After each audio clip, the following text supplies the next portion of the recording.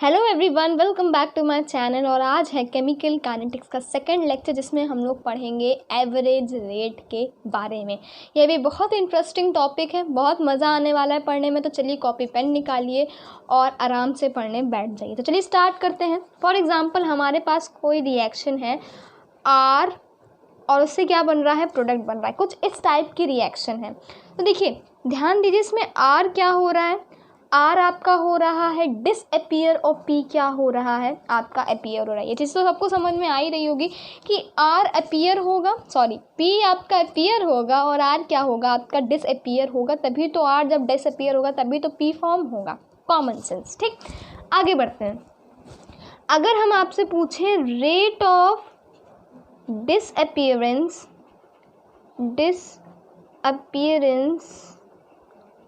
Of R, अगर हम पूछें कि ये क्या है, कि आपका किस रेट से R डिसअपियर हो रहा है, तो आप क्या कहोगे, आप कहोगे decrease in a concentration of R with respect to time. Common sense. ठीक, क्या कह रहा है आपसे कि किस रेट से ये R डिसअपियर हो रहा है विथ रिस्पेक्ट टू टाइम, यही क्या होगा, rate of disappearance of R। ठीक, देखिए अगर हमसे पूछा है rate of disappearance of R तो क्या होगा, minus delta the molar concentration of R with respect to time. ये जो स्क्वायर ब्रैकेट्स होते हैं इसे हम लोग क्या कहते हैं, इसे हम लोग कहते हैं मोलर कंसंट्रेशन। तो क्या कह रहा है, rate of disappearance of R, molar concentration of R with respect to time is the rate of disappearance of R। ठीक, अब आप लोग सोचोगे ये माइनस साइन क्यों लगाया भाई। माइनस साइन इसलिए लगाया क्योंकि R क्या हो रहा है, डिसअपियर हो रहा है, समय के साथ घट रहा है, इसलिए हम लोगों ने क्या लगाया, माइनस साइन लगाया। ध्यान रखिएगा। ठीक है, अब हम लोग बात करें अगर rate of appearance of P, किसकी बात करें कि किस रेट से P अपीयर हो रहा है, तो क्या लिखोगे आप लोग, आप लिखोगे positive sign of delta molar concentration of P with respect to time. सभी को समझ में आया।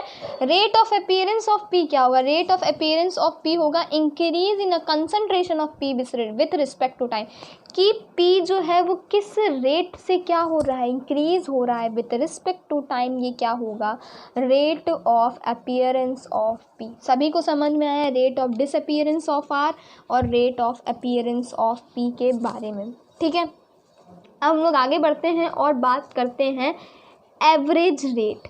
किसकी बात करते हैं, बात करते हैं एवरेज रेट की, कि एवरेज रेट कैसे लिखते हैं, that is R ROR, rate of reaction. ठीक, फॉर एग्जांपल हमारे पास कोई रिएक्शन है 3P + 4Q gives us 6X। ठीक है, कुछ इस तरह की हमारे पास रिएक्शन है और आपसे कह दें हम कि इसका ROR लिखो, एवरेज रेट लिखो या फिर रेट ऑफ रिएक्शन लिखो, तो कैसे लिखेंगे आप, ध्यान दीजिएगा। देखिए इसके जो स्टोइकियोमेट्रिक कोफिशिएंट्स हैं उनको उठा के डिवाइड करना है। ठीक है, देखिए 1/3 हमने आपको अभी बताया कि P क्या हो रहा है, डिसअपियर हो रहा है, इसलिए माइनस साइन, इसकी molar concentration with respect to time delta P delta T। ठीक, इक्वल्स टू क्या लिखोगे, Q भी क्या होगा, डिसअपियर होगा, इसलिए -1/4 स्टोइकियोमेट्रिक कोफिशिएंट से क्या करना है, डिवाइड करना है, delta Q upon delta T। ठीक है, फिर अगर हम लोग क्या बोले x की बात कर रहे हैं, ध्यान दीजिएगा इसमें क्या होगा, ये क्या हो रहा है, अपीयर हो रहा है, इसलिए 1/6 स्टोइकियोमेट्रिक कोफिशिएंट से डिवाइड करेंगे। यहाँ हम लोग पॉजिटिव साइन ही रहने देंगे, क्योंकि क्यों, ये क्या हो रहा है, ये हो रहा है अपीयर। देखिए रिएक्टेंट्स में माइनस साइन और प्रोडक्ट में कैसा साइन लगेगा, पॉजिटिव साइन लगेगा। ध्यान रखिएगा इस चीज़ को।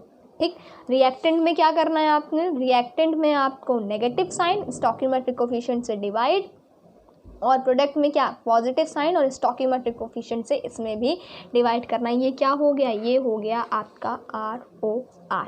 अब देखिए एक और बात करते हैं हम लोग, अगर बात करें rate of disappearance of P, किसकी डिसअपियरेंस की बात कर रहे हैं, P किस रेट से डिसअपियर होगा, तो सब लोग क्या लिखोगे, आप सभी लोग लिखोगे delta P upon delta T। ध्यान रखिएगा अगर आपसे पर्टिकुलर रिएक्शन की बात करें ठीक है। देखिए इसमें तो हम लोगों ने आपको जनरली ये चीज़ समझाने के लिए बताई थी कि रेट लॉ में ये चीज़ काम आए, लेकिन अगर आपके पास कोई रिएक्शन है, फॉर एग्जांपल यहाँ NH2 होता तो आपसे बोला कि बताइए भाई NH2 किस रेट से अपीयर हो रहा है, या फिर फॉर एग्जांपल N2 किस रेट से डिसअपीयर होगा, तो आप क्या लिखोगे, उसमें सिर्फ लिखोगे delta N2 with respect to T। यहाँ आप नेगेटिव पॉजिटिव साइन कुछ नहीं लगाओगे, ना ही स्टोइकियोमेट्रिक कोएफिशिएंट से डिवाइड करोगे।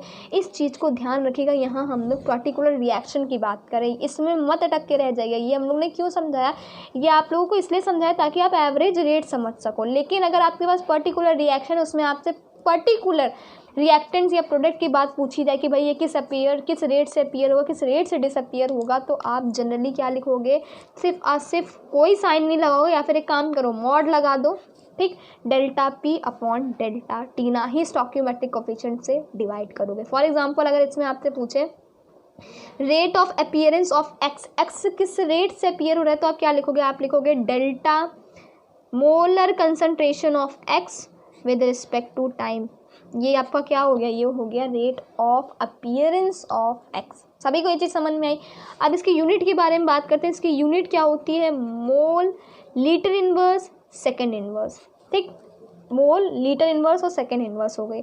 अगर गैसेज स्टेट में हो तो सारे आपके जो रिएक्टेंट और प्रोडक्ट है ये गैसेज स्टेट में होंगे, तो क्या होगी आपकी, हो जाएगी ATM सेकेंड इनवर्स। ध्यान रखिएगा इनकी जो यूनिट्स है बहुत इंपॉर्टेंट है, क्यों, क्योंकि आपके 1 मार्कर्स बहुत पूछे जाने लगे हैं, तो 1 मार्कर्स में आपसे पूछ सकता है। तो इस रिएक्शन में हम लोग ने पढ़ा एवरेज रेट ऑफ रिएक्शन लिखना सीख लिया। अब नेक्स्ट वीडियो में हम लोग पढ़ेंगे इंस्टेंटेनियस रेट के बारे में। तो इस वीडियो में इतना ही। अगर वीडियो अच्छी लगी हो तो चैनल करिएगा सब्सक्राइब, वीडियो करिएगा like. Till then bye bye everyone, thank you so much.